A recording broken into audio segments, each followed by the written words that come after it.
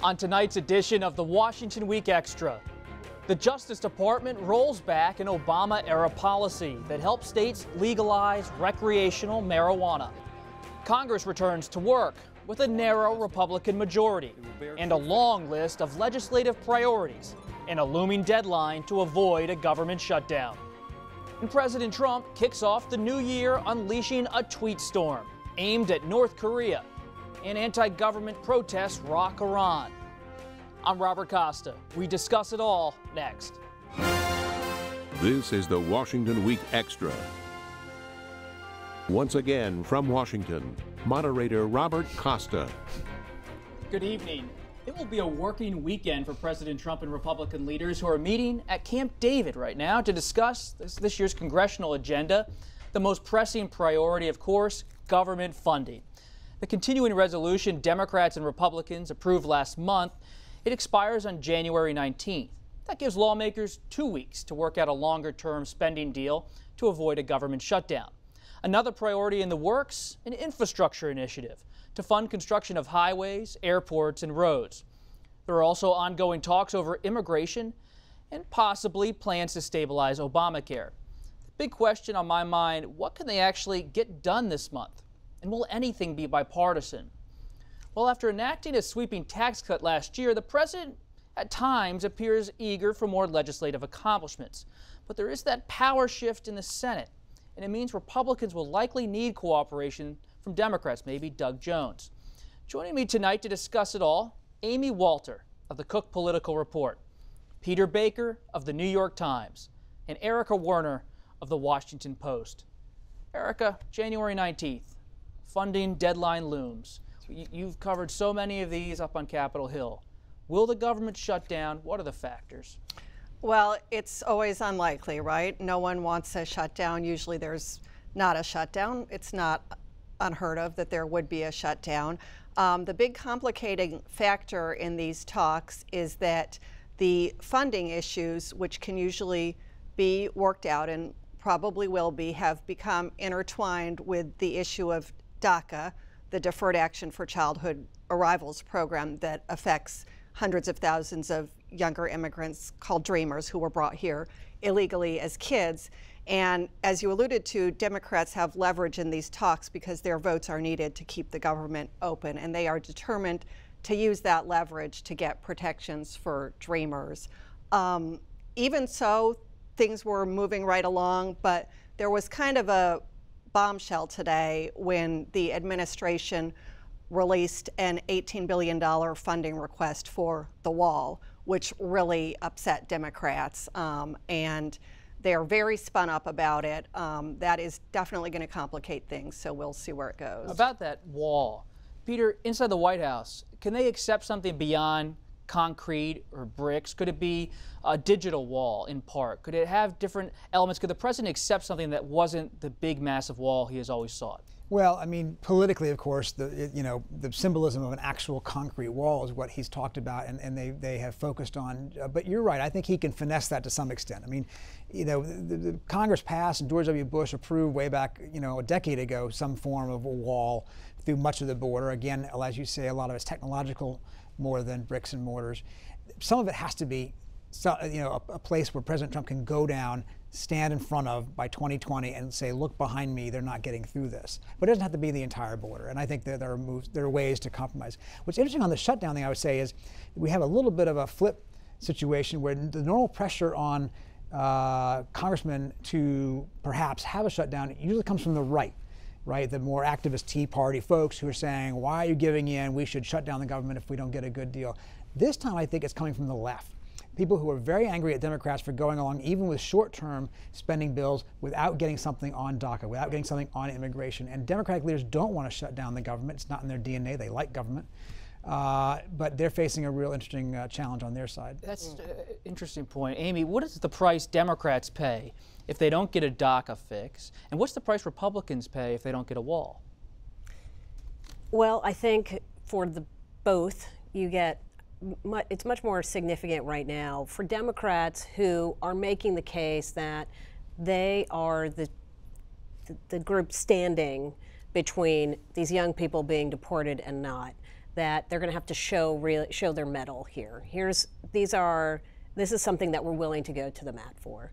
Of course, if you are, say, a member of Congress in a competitive state, or you're in a red state where they're going to support the president, a government shutdown is not going to be particularly a great thing for you to have to defend. So if you're Joe Manchin in West Virginia or Heidi Heitkamp in North Dakota, this is not an issue that you want to have to be debating going into your midterm election.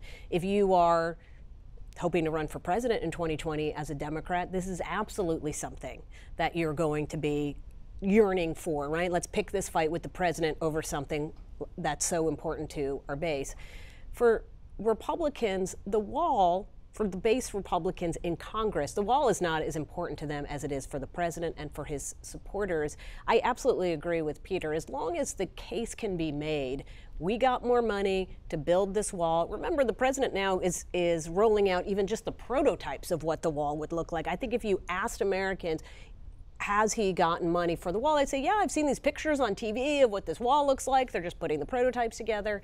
So a lot of this is spin. The other thing that we've seen is that the president himself has incredible power to shape the way that Republican voters view this issue of DACA. If you ask about it, just stand alone, Republicans are going to say they disagree with it. If you say this bill that the president supports on immigration, they are much more likely to support it. So he has a lot more influence here.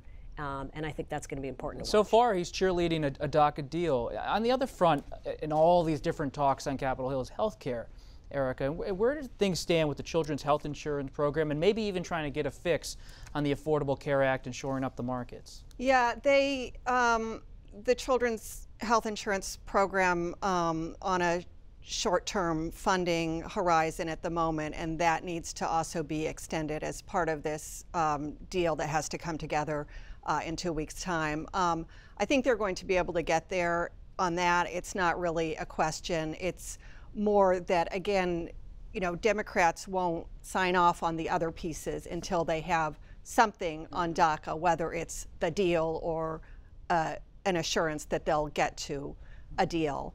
As far as what's going to happen on the Obamacare ACA kind of stabilization bills that have been championed so vocally by Susan Collins, we don't know yet. She has kind of walked back from the brink on that a couple of times, you know, claimed she was going to push for action, demand action by year end, and then let Senator McConnell off the hook and said that she had asked him to bring the bill she's championing up for a vote in the early part of the year. As of now, we don't know when or if that's going to happen, or if a standalone vote would even go anywhere. In the House, it probably would not. Peter, there was another development this week. We always talk about Attorney General Jeff Sessions seems to be under siege each week for Washington Week. We're talking about the Attorney General and the President having these tensions, yet he's powerful. He's still Attorney General, and he's going after marijuana policy and the state's ability to legalize recreational use. What does that tell us about this Justice Department, and what do you make of the new developments on marijuana? Yeah, what he said is states that have effectively decriminalized marijuana will not get any special deference in terms of prosecution under federal law. Under President Obama, before he left office, he said to the Justice Department, in effect, in states that have decided that they're not going to make this a crime, we should defer, you know, federal prosecution. There's state laws and federal laws. Basically, Jeff Sessions has reversed that and said, we're going to enforce the federal law in every state in the land. It doesn't matter whether the local population has decided that they're okay with marijuana being legal or not. It's a big deal, especially for younger citizens who think this is an issue of their personal rights. It's an issue for people who use it for medicinal purposes. And it's an issue kind of also for blue state, red state, because he's targeting, in effect, some of the blue states that were not supportive of President Trump, in the same way the tax bill seemed to do, in the same way this oil drilling decision this week did. California just this month began to allow marijuana to be used. California, of course, is the one state that President Trump will probably never win in 2020. The politics of marijuana evolving in this country? They've evolved tremendously. I mean, if you look over the last 10 or 15 years, the support for legalizing marijuana has, you know, gone like straight up. It's in the you know, so much of this debate, what's interesting is we've had the debates on a lot of the other cultural issues throughout the 2016 campaign between the red and the blue states about, you know, one type of state trying to put its values on another type of state. The issue of marijuana, though, is one that is sort of crosses age and class and red or blue state in terms of support for it. And it's also not one that the president talked about on the campaign trail. This is a uniquely Jeff Sessions issue. It's something that we know that he has been against for a long time. And I think your point is a very good one, which is for all the talk that Jeff Sessions is sort of isolated over at the Justice Department, he's been able to make some pretty significant, you know, he still is able to make pretty significant policy even as the president is sort of giving him the Well, Trump has been asked about, was asked at some point about marijuana legalization and said he thought it was a states' rights issue, and that's something that Senator Gardner of Colorado has been pointing to a lot. He's very angry about this decision. Let's shift to foreign policy, leave domestic policy aside for a minute, because it may be a new year, but many of the old problems in that realm remain the same. And the president kicked off the new year criticizing Iran's crackdown on deadly street protests over corruption and economic issues. He pulled military and security aid to Pakistan until Islamabad ramps up its counterterrorism efforts. The president also sparred with North Korea in recent days over the size of each leader's nuclear power, or in the words of the president and Kim Jong-un, their nuclear buttons.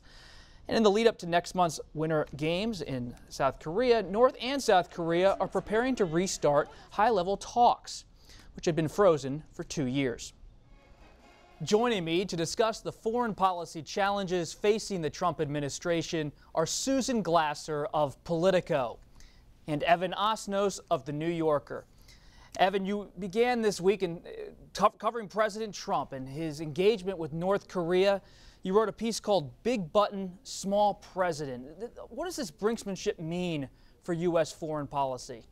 Well, the sort of personalization of the conflict is the real game changer here. When I was in Pyongyang last fall, they told me quite clearly, members of the government, that they had noticed that the president had not given Kim Jong-un a nickname. This was before Rocket Man. This was before it became such a personalized dynamic. They thought that meant something. They thought that was intentional. Clearly, since then, the president has adopted a much more pointed, specific, in many ways insulting way of talking about the North Korean leader. So when the North Koreans do a provocation, and look, let's be clear, they do provocations all the time. You can either respond by trying to maintain the stature of the United States and say we're a country that's above that, we're not going to get into a tit for tat, or you can turn it into a sort of schoolyard squabble. And unfortunately, that's the track we've gone down, and it gives a lot of diplomats cause for concern. Susan, what does it mean for Kim Jong-un back home on the domestic front? Well, that's a good question. I mean, you know, what is driving Kim Jong-un to the table? Is it the uncertainty about President Trump and what the American intentions are right now toward his country? Certainly, the continued tweeting from here in Washington suggests that might be part of the factor. The other factor is that Kim has shown with this series of missile tests he's going to be negotiating, if he does come to the table, from a position of much more strength than he was previously. And I also think that it was notable this week that he seemed to be trying to peel away the South Koreans from the United States, from their allies. President Trump in his first year in office has made it very clear in a variety of ways that alliances, multilateral institutions, bilateral relationships like that with South Korea are not his top priority. He's an America first, unilateralist kind of a guy. And I imagine that is also factoring into the North Koreans' calculation right now. Evan, real quick on the North Korean question and their engagement right now with South Korea ahead of the Olympics there, is this a real thaw? Well, this is the possibility for real improvement, but it's really early steps. The fact that South Korea has brought North Korea to the table is a sign that there may be an opening here to get North Korea, obviously, to participate in the Olympic Games, perhaps to consider talking about their program. But as Susan pointed out, the crucial juncture is that you've got South Korea and the United States moving in somewhat different directions at the moment. South Korea wants to get to the table. They want negotiations. The president has indicated he's not willing to do that. So the president has sort of isolated himself in the last week or so by departing from where South Korea and China are hoping to take this. Susan, turning the globe a bit, spinning it around, looking at what's happening in Iran. What are we to make of the protests there that dominated that country this week? And what's next for Iran as they deal with the uprising? Well, you know, it's very interesting. I just came from doing an interview for my podcast with a leading Iranian journalist, and it's striking how much really the Iranian government and the U.S. government was surprised by the outbreak of protests the very last week of 2017 and continuing into this first week of 2018. It's coming from a place that's not the kind of disaffected, upper middle class, educated, urban intelligentsia who turned out in the Green Movement after the election of 2009. What's striking about this, you could say it's almost happening in the Iranian equivalent of Trump country, in the smaller cities, some of them very conservative, working class areas, people complaining about unemployment, complaining about economic hopelessness, complaining about the amount of money and blood and treasure spent by the government of Iran on basically regional adventures, you know, helping the Syrian regime next door, for example. And so the question is, will these protests be able to continue? Most analysts believe that the government in Iran certainly has the ability to crack down. They've shown it as they've helped the brutal regime of Syrian leader Bashar Assad next door, that they're willing to do what it takes to put down any kind of an uprising. But, you know, does it herald a new stage of political unrest inside Iran? And of course, what's going to happen here in Washington next week over the next 10 days as President Trump has to decide once again whether to waive sanctions on Iran as part of the nuclear deal, or whether he's finally going to move ahead and blow up the deal that all along he said was the worst deal ever.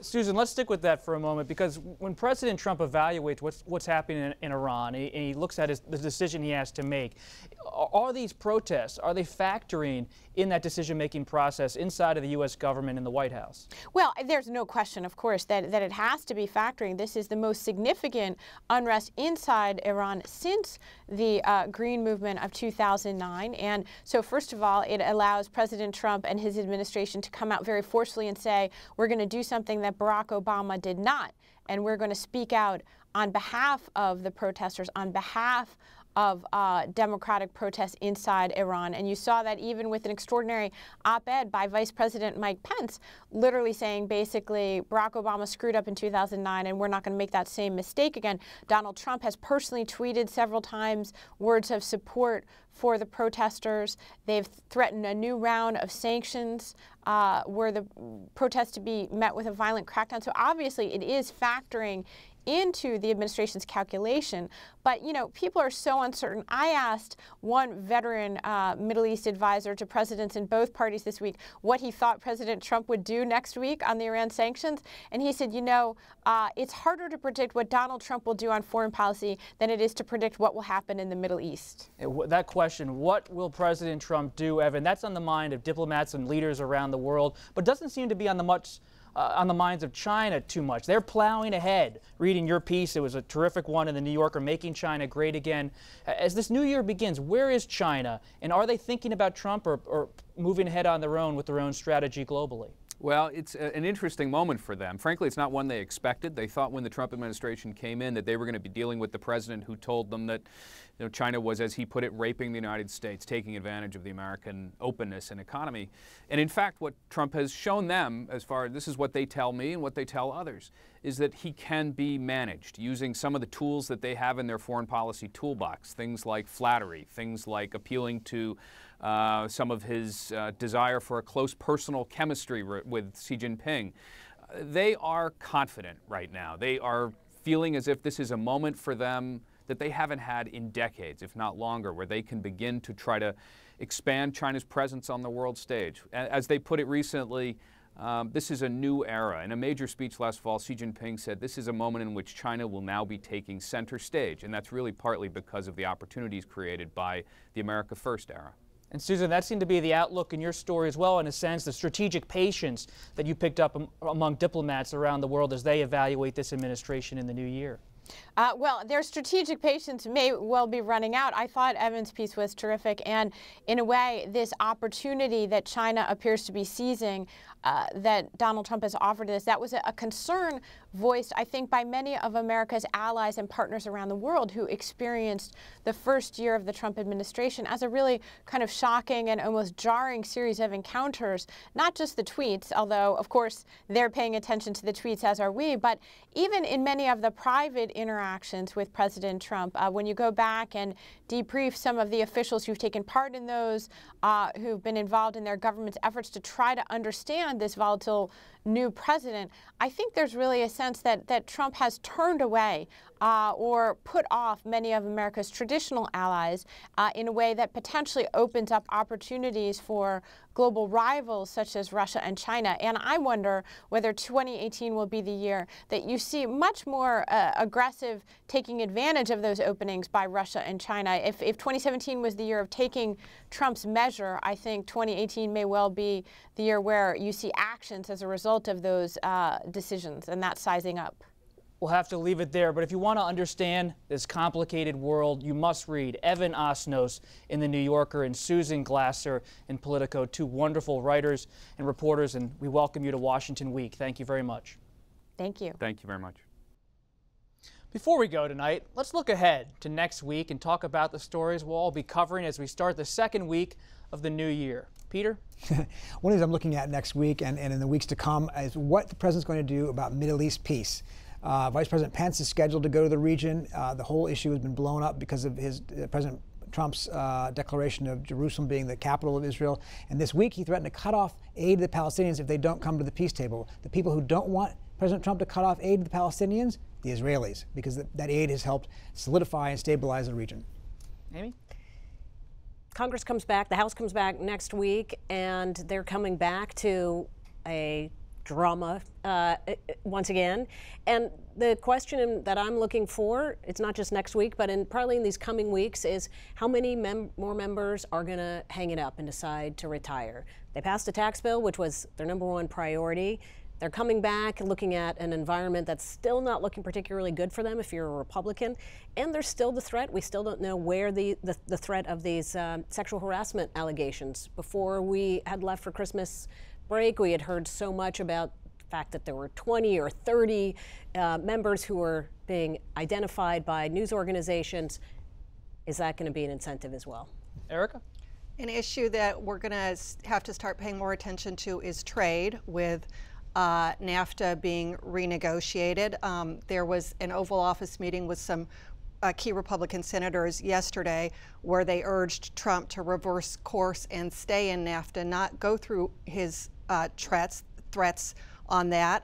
There's also some decisions pending on steel and aluminum where Trump will have to decide whether to, in fact, crack down on China, as he's threatened to do but has not yet done. So that's going to be an interesting issue. And I'm going to be watching the inaugurations of the new Democratic elect governors, Phil Murphy in New Jersey, Ralph Northam in Virginia. I want to hear what they have to say about the future of their party. We're going to leave it there tonight. Thanks everybody for joining us. Remember, if you ever missed the show or the Washington Week Extra, you can watch both online Friday nights and all weekend long at pbs.org/WashingtonWeek. I'm Robert Costa. Enjoy your weekend.